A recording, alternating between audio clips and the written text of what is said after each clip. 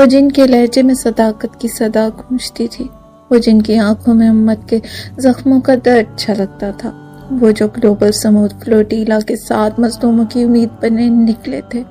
Senator مشتاق احمد صاحب، کل اسرائیلی forces نے انہیں گرفتار کر لیا، لیکن کیا سمود کو زنجیروں میں باندھا جا سکتا ہے؟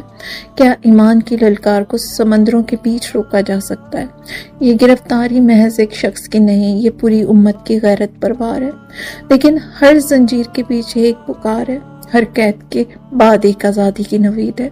فلسطین کے بچوں کے آنسو، غزہ کی ماں کی سسکیاں آج گواہ ہیں کہ یہ راستہ قربانی کا ہے، اور قربانی کبھی رائے گاہ نہیں جاتی۔